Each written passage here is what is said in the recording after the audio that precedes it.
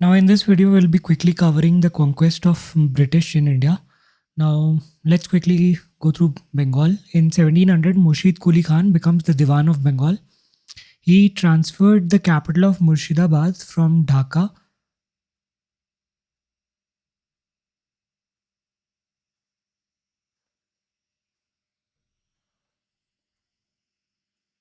to Dhaka and formally established Bengal in 1717. Now, he assumed the Diwani and Nizamat of right. So, in 1717, he assumed the Nizamat of Bengal as well. Now, Nawab of Bengal were Murshid Quli Khan. His tenure was from 1717 to 27. Then came his grandson Sarfaraz Khan for just 1 year. However, not even 1 year. He then abdicated his throne to his father, Suja-ud-Dawla, from 1727 to 39. Then his commander-in-chief Alivardi Khan took over in 1740 to 56. Then the throne passed on to Siraj-ud-Dawla, 1756 to 57. However, then the Battle of Plassey happened and then whole intrigue happened. After which the throne passed over to Mir Jafar and then finally to Mir Qasim in 1760 to 63. However, Mir Jafar once again returned in 1763 to 65 during the tenure of Deol rule, before Deol rule. So Alivardi Khan stopped paying tribute to Mughal Empire and he paid Chaut to Maratha. Chaut is basically 1/4 of some of the taxes collected. Now, Siraj-ud-Dawla, friction between Nawab and EIC, the reason was Dastak's misuse. Krishna Das, son of Diwan Rai Durlab, the issue of fortification and interference by Clive. He seized the factory at Kazim Bazaar, and then the Black Hole tragedy also occurred in Saint Fort William. Now, persons who conspired with British against Siraj-ud-Dawla were Mir Jafar, Mir Bakshi, who was the commander-in-chief, Manik Chand, officer in charge of Kolkata, Omi Chand, he was a rich merchant of Calcutta, Jagat Seth, he was a famous banker of Bengal, and Rai Durlab, who was a noble, and Kadim Khan, who was a noble, plus Ghasiti Begum. Now, Treaty of Alinagar happened even before Battle of Plassey. It was in the backdrop of Black Hole tragedy, and this Alinagar is nothing but Calcutta itself. And during the very small period of time that Siraj-ud-Dawla captured Calcutta, he renamed it to Alinagar. Now, Battle of Plassey in 1757, Siraj-ud-Dawla versus forces of Robert Clive. Plus, it then happened the Plassey plunder. Mir Jafar was installed at the Nawab. Right to free, and he granted right to free trade in Bengal plus zamindaris of 24 Pargana. So, for the first time, apart from the 3 districts, now they got the zamindari of 24 Parganas. Later forced to resign by the British, and he was later forced to resign by the British. And Mir Jafar plus the Dutch were defeated at Battle of Bidara in 1759, and it marked the end of Dutch ambition in India. Consequences of Battle of Plassey: East India Company moves from a trading company to political power, and it got zamindari rights, and flow of gold from England slows down, and they get their first footing in India. Now, Mir Qasim, he granted zamindari of Burdwan, Medinapur, and Chittagong to British. He shifted his capital from Murshidabad to Munger in 1762. He abolished all duties on internal trades regarding the Dastak matter, and he also established a gun factory at Munger, plus raised a modern army and disciplined army amongst the European lines. Mir Qasim was defeated by British in 1763. Now, moving on to the Battle of Buxar. In 1759, Dutch conspired with Mir Jafar and they were defeated in the Battle of Bidara. This increased the morale of British. Ram Narayan, who was the deputy governor of Ram Narayan, deputy governor of Bihar. Plus, these are the irritants. These are the backgrounds which will lead to the Battle of Buxar. Plus, misuse of Dastak and abolition of duty by Mir Qasim. Now, Battle of Buxar, it occurred on 22nd of October 1764. It was with the combined forces of Nawab of Awadh, Shah Alam II and Mir Qasim. They were defeated by Major Hector Munro.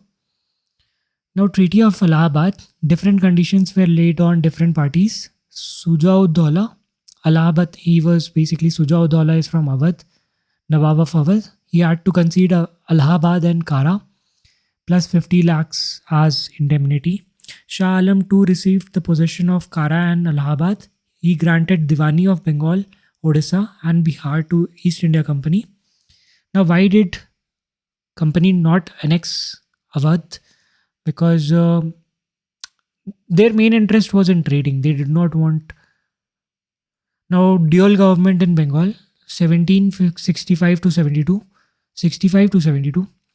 Now, Diwani rights to British, beginning of colonialism in India, 1765.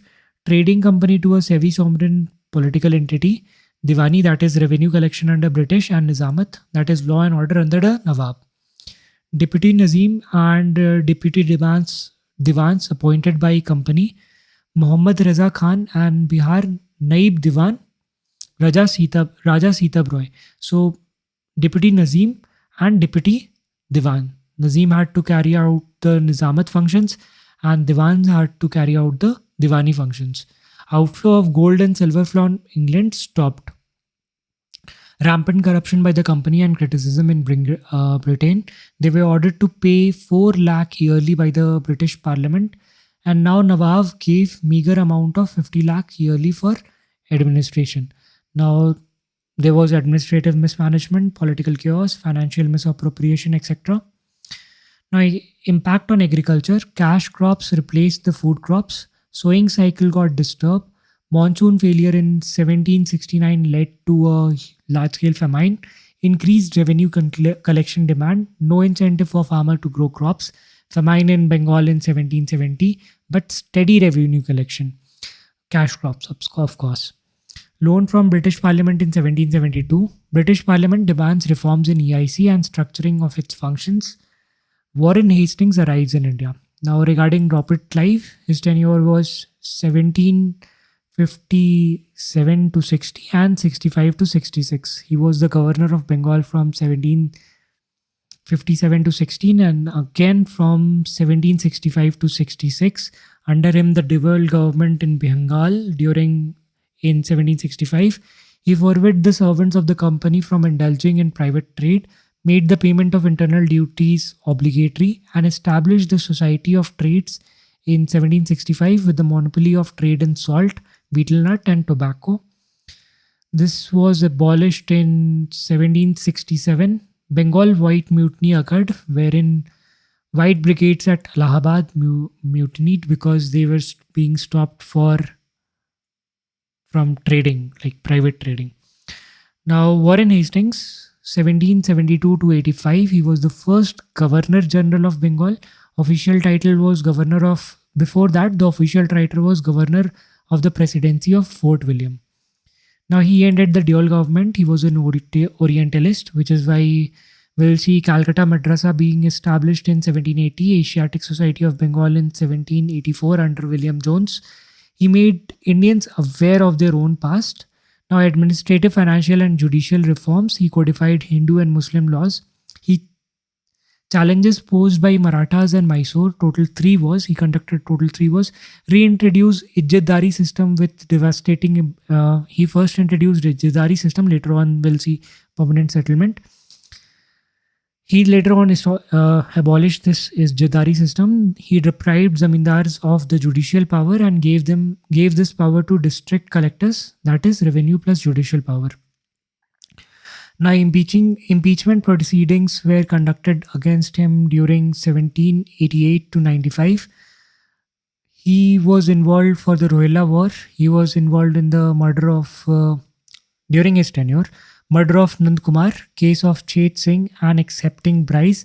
He was exonerated on all charges. These are the reasons for his impeachment proceedings. Now, legislations passed to regulate EIC. Now, corruption, famines, Anglo-Mysore War, losses in tea trade in America, loan from British government and Bank of England. These all led to legislations being passed, and we see the first legislation, that is Regulating Act of 1773. Now, first step of parliamentary control, the Act of 1773 recognized the political functions of the company. Governor General of Bengal had this was the title now given, Governor General of Bengal, not just Governor of Bengal. And then a executive council of 4 members were established, and it also resulted in the establishment of Supreme Court al Calcutta. No bribes or gifts were to be accepted by the governor generals, plus company dividends restricted. Court of directors term limited to 4 years, and one fourth of the members were to be retired every year. Raised the qualification of court of proprietors and court of directors by double, which means stringent provisions. Shortcomings of the Regulating Act of 1773, no veto to the Governor General, plus supreme power of Supreme Court not defined, plus presidencies continued to act with discretion. No arrangement as to study and scrutinize the reports of EIC in the Parliament. No mention of Indian welfare or their role in the administration. Now, Amending Act of 1781, it reduced the powers of Supreme Court, because we saw that Supreme Court was direct in tussle with East India Company. Then we have the Peace Pitt's India Act. Now, William Pitts the Younger, he was the Prime Minister. British possessions in India, this title was used. Double control for India, that is Board of Control plus Court of Directors. Board of Control for Political Affairs, that is Chancellor of a 6 member body, Chancellor of Exchequer, Secretary of State plus 4 Privy Council nominated by the King. COD for commercial, that is Court of Director for Commercial Affairs, plus casting vote to Governor General given in 1784. 3 member council, including the commander in chief as 1 member. Subordination of presidencies. Now, all the other presidencies, that is Bengal and Madras, were made subordinate to Bengal. Bombay and Madras made subordinate to Bengal. And disclosure property by EIC, these are some of the rules that they had to follow. Now, moving on to the Anglo-Mysore Wars. The first Anglo-Mysore Wars were fought during 1767 to 69. The main stakeholders were Hyder Ali, Marathas, Nizam of Hyderabad, and British. Immediate cause was that is Maratha, Nizam, and British hatched a plan against Hyder Ali. It ended with the Treaty of Madras. British and Hyder Ali agreed to mutual defense. However, this was later broken in 1771 when Marathas attacked Mysore, and British did not come to help them.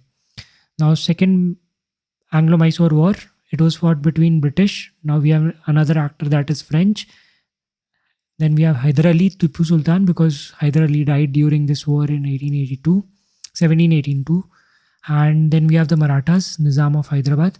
Capture of Mahe by British in the background of Anglo-French rivalry in America. British refused to come to the aid of Hyder Ali against Marathas. And then we have the Treaty of Mangalore. Status quo ante bellum was maintained with the Treaty of Mangalore. Now, then we have the third Anglo-Mysore War. The participants were the British, Tipu Sultan, Marathas, Nizam. Now, Raja of Travancore bought 2 territories from Dutch in Cochin. These 2 territories were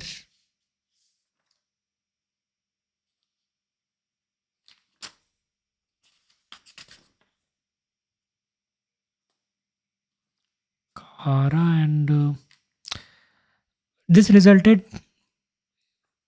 ended with the Treaty of Seringapatam, and half of Mysore was taken away, and they had to pay a war indemnity of around 3 crore rupees.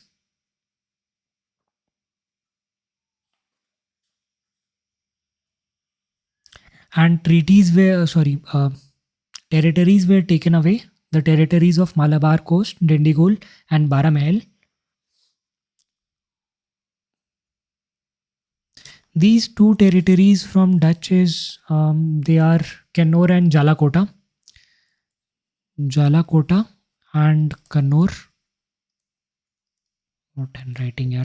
Nevertheless, Fourth Anglo-Mysore War, it was fought between the British, Tipu Sultan, Marathas, Nizam of Hyderabad. Now, charges of treason against Tipu Sultan because he was conspiring with the French. Now, it led to the fall of Seringapatam and death of Tipu Sultan in 1799.